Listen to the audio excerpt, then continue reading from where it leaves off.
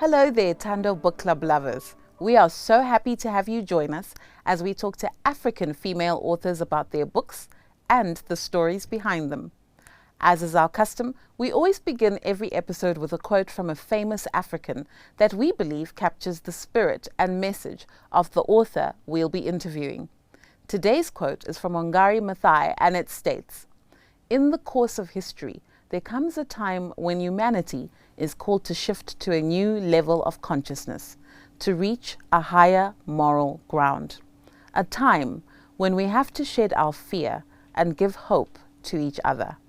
That time is now." This quote sums up what our guest today champions in her work and in her book, G.R.A.C.E, Diary to My Grandchildren. Meet Doris Mufara. She is a wife, mother, and founding trustee of Grace Foundation and Place of Prayer. She is the author of a book entitled G.R.A.C.E, Diary to My Grandchildren, and is about to launch her first novel, Vantage Point. She and her husband Stern have 4 children and 1 grandchild and live in Ruwa, Zimbabwe. She's a trained pastor and counsellor, having worked in pastoral ministry for more than a decade, as well as working with the homeless and other vulnerable people, especially women and children. She is extremely passionate about marriage and relationship and has a God-given ability to bring healing. Doris, welcome. Thank you so much for having me. Let me take the opportunity to say I'm just so excited to be here.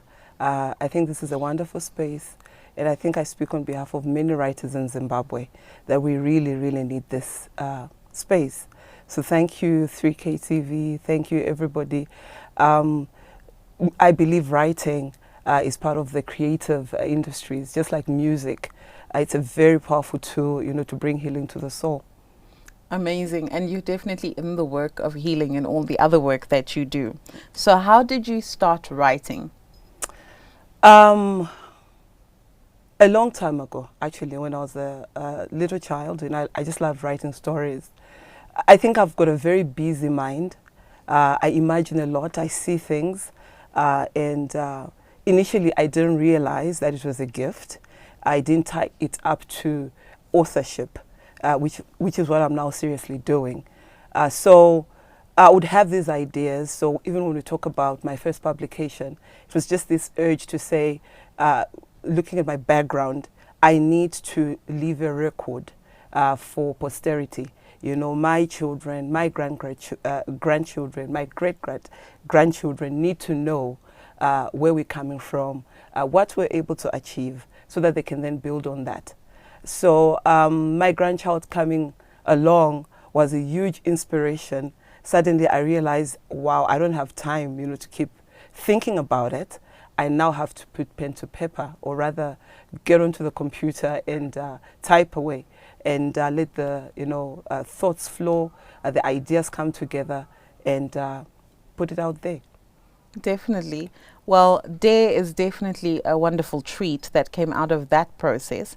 But now that you are actually pursuing authorship as a full-time thing, what does your writing process look like? That's a very interesting question. For me, it's not like I struggle. I sit there and say, I have to write. Some of it comes as a dream, some of it is a vision, some of it is, looking at what's going on in society, my own experiences, and just having this urge, this need to put it down. What is it that I'm learning from this? What is it that somebody can learn from this? So whether I'm writing a memoir, like what G.R.A.C.E is, and there are 2 more books coming, because in total there are 3. Diaries to my grandchildren, whether I'm writing Christian fiction, like Vantage Point, which you mentioned earlier, or it's a revelatory book. Yeah. Like one that's being edited right now. It's really from a spiritual space, from life's experiences, and then just that need to really just write it down. Like I said, it's almost like I see pictures, I see things, I hear things, and then there's this inspiration for me to learn from those things and to have somebody else learning as well. Definitely, and we're definitely inspired, and we love to learn. Um, your book is titled "A Diary to Your Grandchildren." You've just revealed that it's one part of a three-part series, and that's a really personal title because you know when you think about your diary or your journal, it's your safe space to really share personal, secret things to. How does that play into this particular book and the series? How are you managing the personal and the public in your storytelling? At the end of the day, I think I came to a place of understanding that we all have a purpose. And having found my identity in God and understanding my purpose, I've realized that it has a lot to do with other people. So it's about me receiving that which the Lord wants me to get, and in the process sharing it out. But an amazing thing happens is I grow myself as I mature, you know. So it's really just that. In terms of writing, the process itself, like I explained earlier on, I'm what you probably call a pantser. I sit when I feel the need, when there's the inspiration, then I sit in the write. Yes, it's personal, but I realize that these are tools that can be used to equip many other people. I'm coming from a background where there was a lot of hurt in my life. From when I was young, by age 11, there was just a lot of stuff going on. And I feel like whatever it is that I have can touch a child or children. You know, I believe that people have children inside of them, some of them trapped, you know, and they need to be set free from hurt, from bitterness, from unforgiveness. And I believe that what I've experienced myself is God turns that into a testimony. When it's put down, you know, it can be used to help somebody else. Definitely, and I find it so interesting that you speak about how we all have a child trapped inside of us, and I think the quality of life that that child is experiencing is due to how we have healed whatever it is that's happened in our past. And so I think it's such a wonderful gift that from a grandmotherly spirit, you've opened up yourself in a personal way to speak to those children, because there are some things that, even if we're dealing with them in a public way, need that intimacy and that authentic voice and that personal touch for us to really get to the root of the issue. So it's really actually a really, really, really, really amazing gift that we've got, you know, a grandmother who doesn't look like a grandmother. You look very young, speaking to us, you know, your daughters and your grandchildren in this amazingly personal and special way. Now, we've come to the end of our first segment, so we'll be taking a short break, and we'll be back in a few minutes to discuss the book Dare, Diary to My Grandchildren, with the author, and we'll be getting into some of the things that are known as dare statements. We'll be back in just a few moments.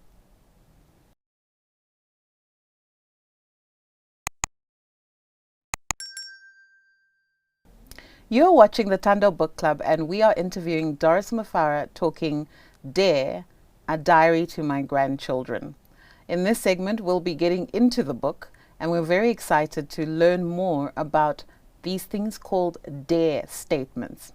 So Doris, the book opens up with a story where you recount how your husband bought you a motorbike.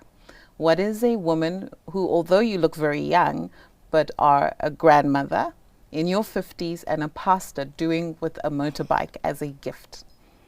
Interesting story. From a very young age, I got interested in motorbikes, the big type of motorbikes, after watching a movie on a black and white TV, by the way. Probably Hell's Angels were being depicted there, I don't know. But over the years, the idea kept creeping up on me, and I began to wonder what it was about. So literally, I prayed about it. That's when I realized that there was actually, God was using that as an analogy to teach me a very huge lesson. Deal with fear, taking risks. You know, we're always making excuses. That's why we never take a leap of faith. So whether you're looking at it from the perspective of just having fun in life, We are afraid to go and bungee jump because I might die. We are afraid to go and do skydiving because I might die. You know, I don't know whether it's an African thing, but most importantly, the Lord was just teaching me that it's important for us to hear His voice and take the leap of faith that we need to. I turned 50 last year, and I made a decision to go back to school. I told you I had I hinted that I had a difficult childhood. So one of the things that I was not able to do was fulfill my dream to become a lawyer, because I always wanted to do law. So I shoved it out, aside, made decisions when I found my purpose to become a counsellor, going to pastoral work and so on and so forth. And I thought I was done.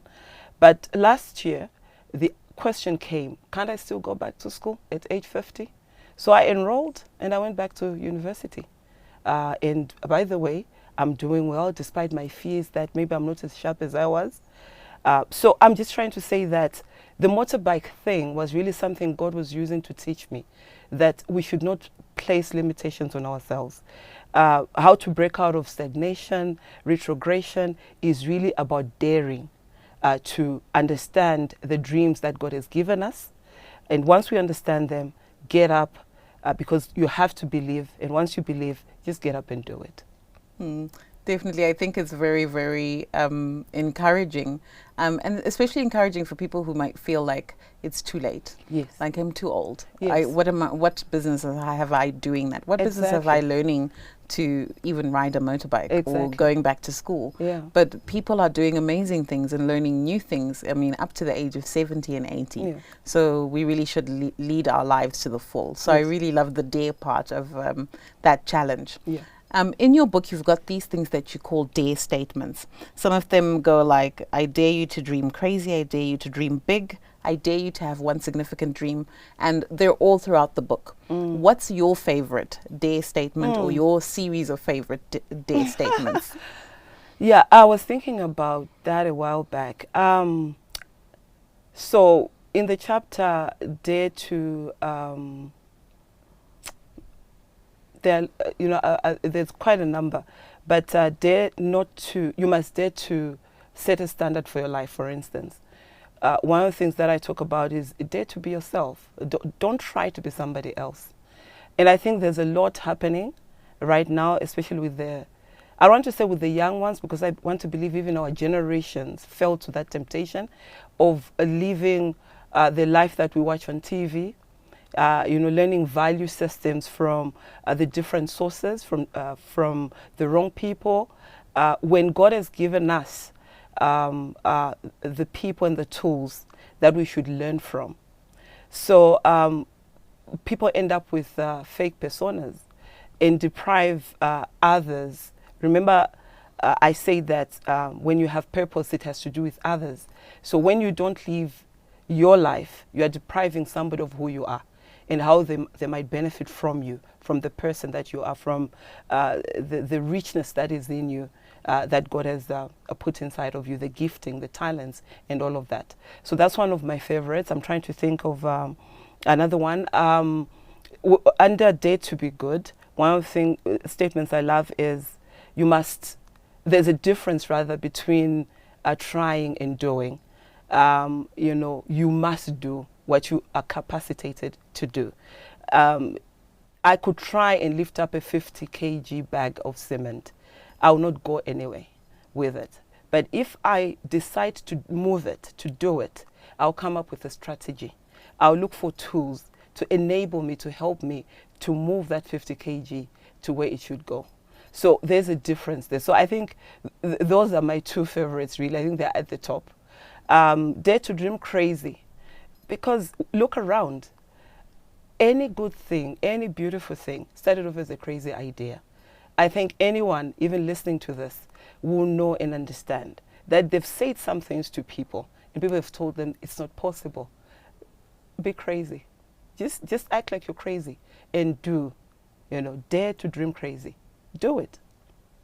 Well, thank you. That's very encouraging to me, because I think a lot of people thought, You know, it's a bit crazy going on TV to talk about books in a world that's rapidly becoming more digital. And, you know, people seem to be reading less, but actually the truth is people are actually reading More. a whole lot more. Yes. So we here on the Thando Book Club are taking up the challenge to dare. Yes. And, you know, to dare to be crazy. And, you know, crazy looks different to different people, especially through the lens of different passions. And, oh, sorry. No, no problem. So we will be taking a short break here and we'll be back. And we've got so much more to hear from Doris, including a reading from her book. So we've had some powerful insights there for us all to ponder. And we hope that you're thinking about what you're going to be daring to do. Stay tuned. We'll be right back. You don't want to miss this.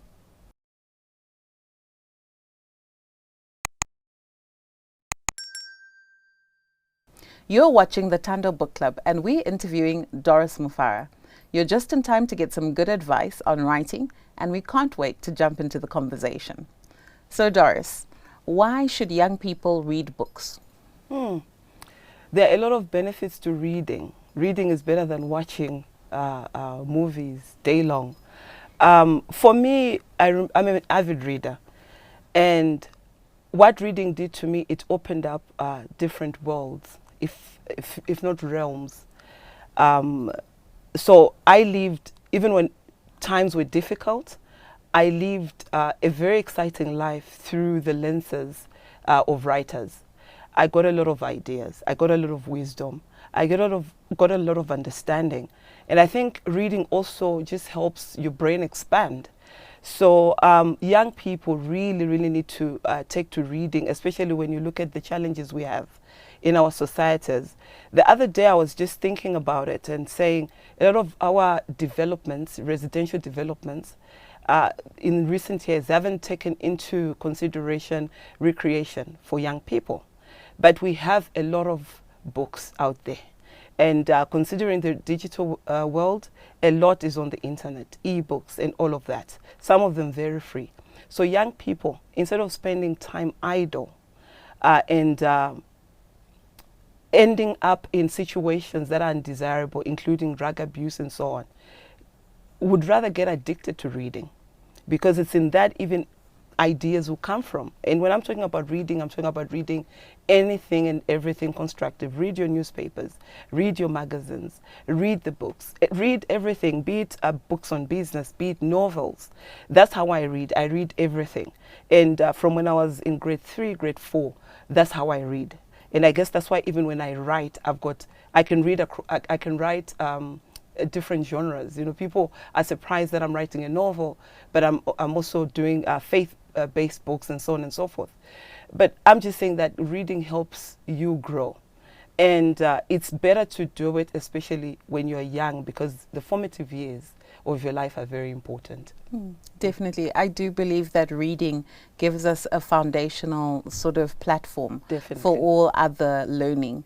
And you may not be an avid reader all of your life, but I think the ability to read and to understand is a gateway to understanding so many more different concepts, even things like operating a camera, because reading helps you connect certain ideas in a thought process. I think that's very powerful. I think a lot of people might not be aware that you do a lot of work with young people in terms of mentorship, but also in street people ministry. And so people might not actually be aware that when you're actually encouraging young people to read, it comes from spending a lot of time seeing like just the different outcomes for young people out there. So it's very, very powerful what you're doing. But before we get to the reading, I just want to squeeze in one quick question about publishing. So you have you're in the midst of a few different projects, but you've done this book. This book had amazing sort of interesting appeal. You got some really well-known supporters for it. What did you learn from the publishing process? You need, number one, to believe in yourself, or rather believe in the God who gave you that idea, and just work on it. You need a lot of support. Find the right people to learn from. You are not an island. You know, a lot of creative people tend to want to do things alone. You need other people who've been there. Find a mentor if you're able to. And mentorship, the good thing about it is you can learn from people's mistakes and shorten the journey for yourself. So read a lot, find support, but don't give up. Just write, learn everything you can. The internet right now has a lot of information on self-publishing and so on and so forth. Just go in there, do your research. The other thing is that I found with local writing is editing. Please do get an editor to look at your finished product. But I also believe before you do that, learn to edit yourself. So it's actually important for local writers to understand the importance of self-editing and ferociously self-editing before submitting your book to somebody else to edit it for you. So I think those are just a few nuggets that I could give. Number one, believe in that idea, sit down, write, self-edit, have the support that you need. It is there. You know, Thando Book Club is there because there are people like that. Definitely. And I love what you said about self-editing. Learn how to do it yourself. There's a wonderful saying that you can't expect what you can't inspect. And I think to inspect something, you must know just some basic knowledge about it to be able to have the right expectations.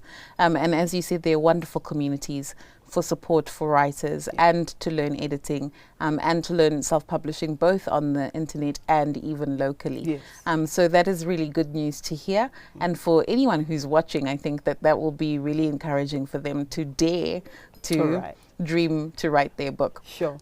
So as is our custom, at the end of every episode, we always ask our author to read something from their book that they believe women need to hear right now. So we've asked you to do the same. What have you prepared for us today? Sure. So a while back, I had a dream. And in this dream, I was composing a song with my daughters. And what God was saying in that song was that, tell my children, my daughters, it was in Shona, Mova Udza, you know, that's the title, that I care for them. I love them. You know, now I've been getting a lot of stories where you discover that there's a lot of woman on woman pain, a lot of societal ills as a result of what women do to each other as well.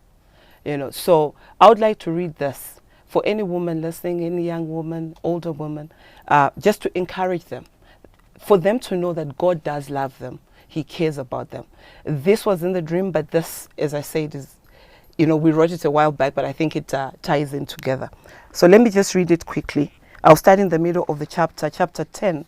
And chapter 10 talks about dare to choose and maintain your life. So I'll jump to the third paragraph. It says, this is important, my love. Listen to me carefully on this one. The world has teeth. It is hungry and wants to eat, and it will not stop trying to trap you, so it can devour you. This will take away your innocence and your purity. The world will tell you and will do all it can to convince you that it is all right to use alcohol and drugs. It will also tell you that you have all sorts of rights, including doing whatever you want with your body, and all the resources given you by God, including time and money. In fact, in some instances, it will try to convince you that God does not exist. The world will tell you that you have a right to be angry at everyone. The role of parents, guardians, as your leaders, helpers, and guides may be distorted. You'll be told that you have a right to decide when you want to indulge in sex, even when you are too young to understand its purpose and implications, including outside of marriage. In the meantime, this could all sound correct, but it is simply a trap in order to spend you. The world's principles, which are most often focused on and prioritize self-gratification than real love and relationship, are simply a placebo. They are meant to make you feel good while having no real long-lasting healing effect on you. In fact, you will die without even realizing you are dead. It is true that you have a right to decide what you want. You must, however, realize that there are consequences to every decision you make. Thank you. Thank you so much, Doris. Well, it's been another great edition of the Book Club with our guest, Doris Mufara, author of Dare, Diary to My Grandchildren. See you again next week, same time, with another fabulous African female author. Until then, Stay safe, stay strong, and stay true. Goodbye.